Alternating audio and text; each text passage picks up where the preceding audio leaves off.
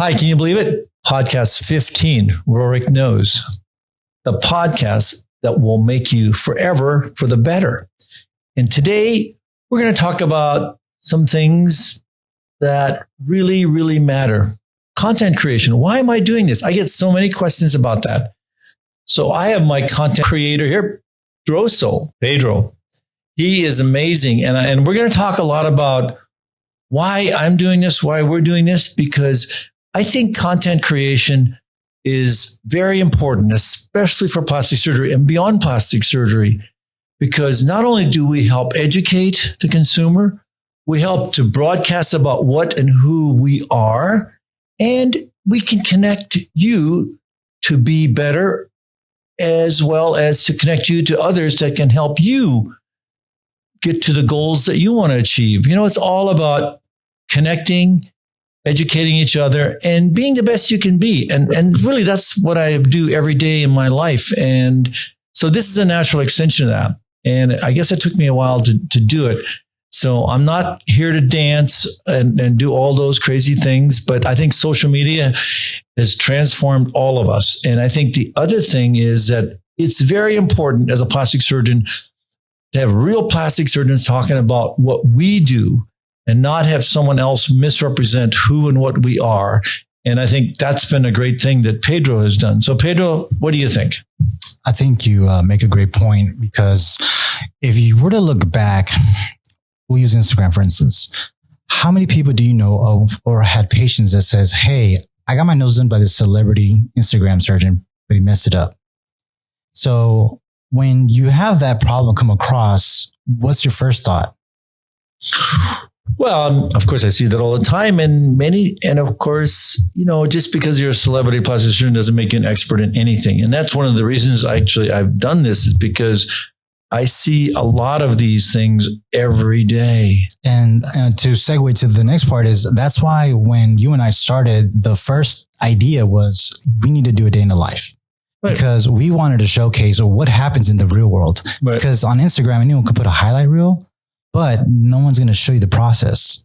And I think that's where you separated yourself from others in that field, where you're not here to get likes because you're dancing. You're getting likes because of your work. You let your work speak. And one thing I can tell you about YouTube, because the time that I was in the OR with you, I would always hear the nurses ask, how did you hear about Dr. Rohrich? And I promise you, sir, every time it was actually YouTube. And then I asked, and they're like, well, why YouTube versus Instagram? They're like, well, anyone can morph a photo, right? Right.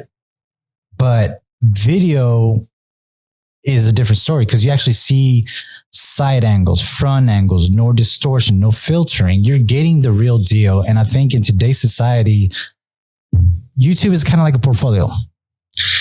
Yeah, no, I agree. I mean, obviously, I have a great practice from years of being who I am and doing the traditional things of academic plastic surgery and reading and lecturing around the world and all those things.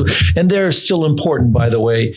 You know, you want to help others. You want to teach others. And that's how you become a better plastic surgeon. But I think the other thing is, you know, we want to have the ability to have a bigger audience to tell people all around the world. It's about community. Yeah, it's about the community of medicine. And I think when I see the community of medicine, really of real doctors, real plastic surgeons being very small and actually being represented by people that aren't really respected by my peers, I go, wow, what's wrong with this? And I think that's one of the reasons I'm doing it and why I'm doing it now, because I think we need to have real plastic surgeons and people that really practice plastic surgery talk about it. That's why I really like Tony Young. He's fantastic. He's a real plastic surgeon from Detroit, Michigan. He's doing great things. He's the real deal. He's a good example of what doing it right is, even though he might, you know, entertain the TikTok stuff. But at the end of the day, he doesn't separate himself from being a surgeon. He's always a surgeon. Right. And I think that's what we want people to see. They want us to see, you know, uncut, unbotched, you know, in the real deal. And I think, you know, that's rare out there. And we want everybody to do that. We want patients to see us who we really are. And I think, Pedro, that's really been enlightening because, it's, when you bring an artist like Pedro in to be with a plastic surgeon who, we sculpt in the living and we're surgical artists, that's a different deal. And that's actually been, a very interesting experience. What do you think? I would say that our dynamics have definitely been a one of a kind, but at the same time, it's like the time I gifted you that Andy Warhol replica. Oh, he too worked with a plastic surgeon. So it's not too far fetched to believe that an artist can be working with another artist in the medical field. And to backtrack a little bit, I wanted to talk about when the pandemic broke out, I want to highlight how perfect of an example content creation was. The world was shut down literally. Really? You had to shut down your practice for 6 weeks. Right. And and I'll tell you this much, he held it down for everyone. No one was let go. He always had work for us. He always checked up on us. But what I'm trying to get at is, what did well during this time? Content creation. What skyrocketed? Online classes. The ROI returns on that is ridiculous. But what I'm saying is that this time during the pandemic, you saw the power of content creation because with social distancing, it's like, well, how are we going to get to work? How are we going to do the things? But guess what? Your Zoom calls went up. Right. It's now part of your practice. You were already doing virtual calls, but now it's more of a strong staple of your practice. Right. No, that's a good point. And, we all focused on content creation and that's how we taught. And, we teach today. I mean, I think I did 30 grand rounds on Zoom. Oh, wow. And I actually met with my fellows and residents 3 times a week on Zoom because I couldn't just sit at home. And I said, we've got to do something. We've got to give back. And this is a natural avenue. And this is why YouTube and content creation through all these other venues is just natural. And you're right. It's now a standard part of my practice. Virtual consult. I did 4 today before we started this podcast because I reach people from LA, New York, and a couple of them were international. And that's really reaching out. And I think that is educating, that is connecting. And I think that's what's so important today about this world. And I think the post-COVID world is, I think it's good. I think some of these changes are really phenomenal. And I really think that they're all here to stay. And we want to share what we know with each of you.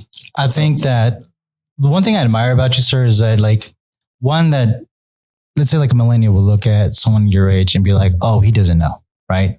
But I'll tell you this much. He's taught me some stuff on Instagram that I didn't know myself. What I'm saying is that being in this plastic surgery world, I've learned just from my experience of seeing you is that it's always innovating. It's always evolving. And there's always the latest, greatest cutting technology. So why wouldn't you catch up with the social media and with the content? Because this too is a form of free advertisement for yourself, a way to deliver the message without getting misconstrued. Because if we learned anything in the past couple of years, we can't trust the media. Right. And we can't trust because they narrate whatever gets clickbaits and whatever keeps them going because they're a dying breed. But with internet, we have our own power to be our own reps, speak the actual truth with no misrepresentation, and then 2, a direct line to you. Right. No, I agree. I mean, who is better to speak about you than you? Exactly. And there's no distortion through any other venue. And I think that's also very attractive. And, Instagram does that well. I think YouTube does it even better because it is much more broad and its reach is better. But I think it's an integral part of who and what we are now as physicians, as plastic surgeons. But we need to embrace change. In plastic surgery, if you don't embrace change and innovation, you are nowhere. You are nowhere to go. And, I change and morph because of the things that happen around me. I mean, innovation is part of the DNA of who I am as a plastic surgeon. And that's why, I'm a physician leader and educator because, I've changed my life and practice so many times because the world changes. And if you're afraid of change, then you can't, you then you're left in the tracks. You're left behind. You're left in the tracks. Yeah, because if you don't make an effort to stay relevant with today's technology, then you're going to lose sight of what's really going on versus what you think is going on. On top of that, what I've noticed being your content creator for now 2 years, you have influenced a new generation of fellows and residents that kind of caught me off guard. Because why is that? Because of my own experience, I worked alongside with them, and I've had now 3 waves of them, and it made me really realize how much they don't know about content creation, and if anything, they were exposed by it because of you. And makes me wonder, okay, so is medical school not caught up? They're not. Is the world of medicine still behind? 100%. And plastic surgery is so far behind. And it saddens me. It's not part of any curriculum in plastic surgery. It's not part of any training or requisite. It's very sad because it's an integral part of who and what we are in society. And yet it's so deficient. It's like, the deficiency we have in the business of plastic surgery. But social media is really, the ingredient of who and what we are. And and also it's great because I want to represent, have plastic surgery represented in a great way. And there's no better way to represent it than to do it through YouTube and to show plastic surgery as it is. It's phenomenal. It's the art of medicine. It's the art of surgery. And we need to be the ones talking about it, not the posers, the people that think and say they are plastic surgeons. I see that all the time. Another great thing that we kind of didn't talk about is you're literally the last meeting before the world shut down. Oh, yes. And you know what happened? You actually did a virtual meeting the following year. Right. Because we didn't sit down and we're just going to have to not live our lives. We found a way. That's what you do when you're an innovator. You find, if there's not a road, you build one. That's what you do when you do reconstruction. I've seen that. Right. The septal's wrong. Well, guess what? You get a rev graph and you shape it and you make it to where it needs to be, even though it's not from the origin. You made it, because that's what artists do. That's what innovators do. You think outside the box, because sometimes there's nothing in the box. Right. No, yeah. No, I agree. And, Dallas Rhino was an example. I mean, last year we had as many people online, was 450 from 45 countries as we did before the pandemic. And yes, we were the last meeting. It was unbelievable. And this year we're going to have hopefully one of the first true live meetings with cadaver dissection, all those things. We'll be back, in a bigger and better way. And I think that's how we have to think, as physicians. And I think you're right. Medicine is so far behind technologically in this whole arena. There's a few people that have kind of done it, but it's not been done in a major way where the consumer can say, wow, medicine is at the cutting edge. I mean, we're not. You are, but you're not. As far as the treatment goes is good, but as far as the innovations and I guess you want to call communicating, networking, and just building a digital audience, because in today's age, we no longer, when do you usually, if it's not business related, do you text or do you call more? You text. Well, I text more. Yes. I mean, since I'm a baby boomer, I still like to talk to people. Same here, but for kids, my kids, they won't call them. If I call them, they won't talk to me. They kind of look at you like, "Why are you calling me?" Right, exactly. But if I text them, they call me. They text me back. So, but it's a different world. Exactly, and it's about adapting, guys. And if in today's age, if you're not adapting, you will be the weakest link. You will be weeded out, because if anything, the pandemic showed us is if you're not on top of this technology, you're going to miss on opportunities. You're going to miss surviving or saving your business, because guess what? Yeah. A lot of people that were already going under, they did. And the ones that were thinking outside the box, they started a YouTube channel, started content creating. The reason the content is so special, because it's kind of like reality TV, but on steroids, because you can always get content. Go to YouTube. There's billions of videos out there, and you can actually become a master of all in 1 year. It's kind of like, what can I do? Well, I don't know if you can become a master of all, but at least in plastic surgery, you can tell people who you are. I think you can't fake it till you make it in plastic surgery, but you can tell people your evolution of who you are and what you do. And I think people actually appreciate that. I see so many patients today that say, hey, I feel like I know you because I saw you on Instagram or YouTube. And I think, that's a good thing, because the scope of plastic surgery is only this big. And, I know most everybody in plastic surgery, but the scope of the world is huge. So that's a good thing. And I think what it means is that you're content creating, you're educating, and you're really connecting with consumers. So it'll help you make better choices and be a better individual. Because if you decide to have plastic surgery, you just know you can go to my channel and I'll tell you exactly how to do that. In fact, I just did a TikTok on it and also an Instagram that talked about, like the 4 things you must know to get a good plastic surgeon. And they're not the things that you see on the billboard. And most of the time, the billboard doctors aren't the ones you want to see. Trust me. It's the people that really do the thing and that are true experts. And what I would add on to what you're saying, sir, is that you're a testament of what a real doctor with a real practice should A, be acting like, and B, you show them this is how I do it. You don't put the highlight reels like a month post-op and like, oh, look great. Right. What did it take to get there? I know there's a lot of people and patients prior to the past that probably are into like surgeries, and they probably saw your videos before they said, you know what, I'm gonna go with him because he's meticulous. He knows what he's doing. He's an educator. He's a teacher. He's an innovator. If I was going to get surgery, I would want to make sure that the person that's going to operate on me is the guy. Yeah. And I'm not going to judge it on likes. I'm going to judge it on his portfolio. Right. But I mean, I'm not God. I always tell my patients, and nobody's perfect. But, if you're honest and you talk about what you can do and what you can't do, that's what people really like. What I want out of a surgeon is somebody that's open and honest with me. And I think that's what we try and do every day.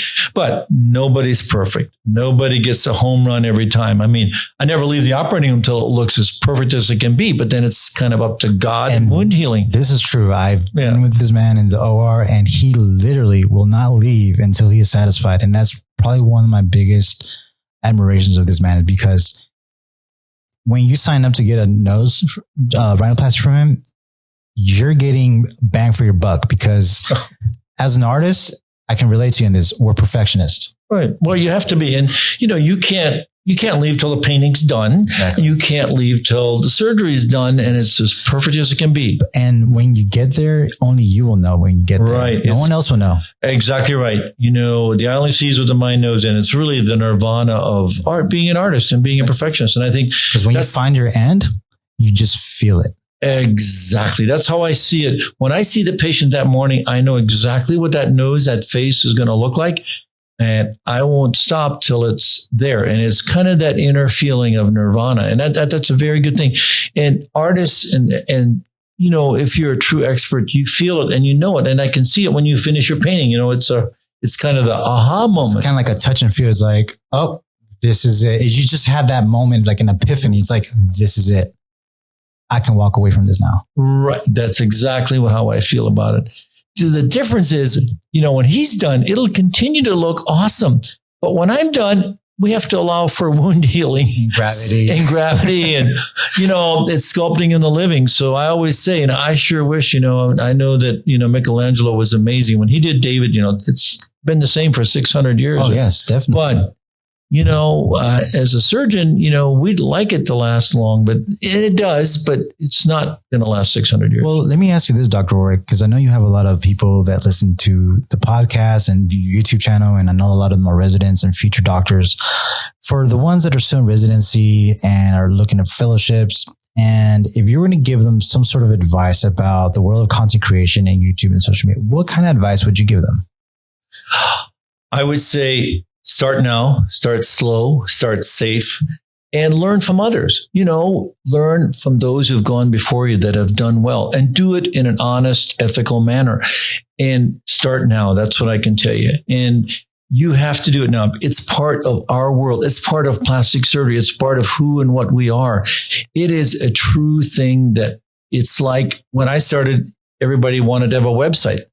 This is way beyond that. This is who and what we are. Websites were looked down upon, right? Well, they are, but they're still. I'm talking like in the beginning. Oh, yeah. When we started websites, they actually were thought to be not ethical because it would show what you did and all, it's crazy stuff. But that's what we had to deal with. And right now people think, oh, why are we doing this? Because people need to know who and what we are, how long it takes to be a plastic surgeon, way more than 10,000 hours. That's kind of ridiculous when people talk about 10,000 hours to be an expert. You're not even anything. You're just starting out to be a plastic surgeon when you've done your residency. That's over 10,000. I would say you're just starting to scratch the surface. Right. And then you have to get board certified and all of those things that are, are obviously subjects of other podcasts of who and what we are.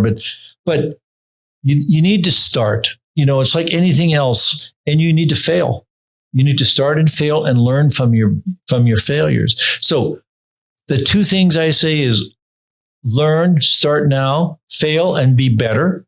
Because as Winston Churchill said, when you're going through hell, keep running because you're gonna succeed. So, and then the other thing is, mentor, be and mentor from people that have gone before you. To be the best, you have to train with the best. I always tell my fellows and residents, and I learned that from the people that trained me, the world famous people like Jack Gunter, Dr. Dingman, Grab, all these famous people. But now it's your duty to teach others. And I think that's what is the missing link today in plastic surgery, is that content creation is way beyond that physical meeting, because after the meeting, there's nothing left. There's nothing left. It needs to be enduring, ongoing, connecting, and giving back. That's why I'm doing what I'm doing today. Okay. Give back, create content, and love what you do. And, live your dream.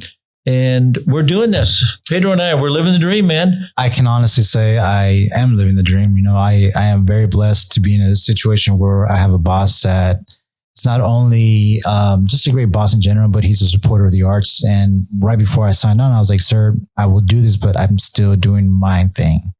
And he's like, I wouldn't want it any other way. Yeah, no, you have to live your dream. You have to follow your passion. You can't, if you're not passionate, you're not anybody. You can't be an expert.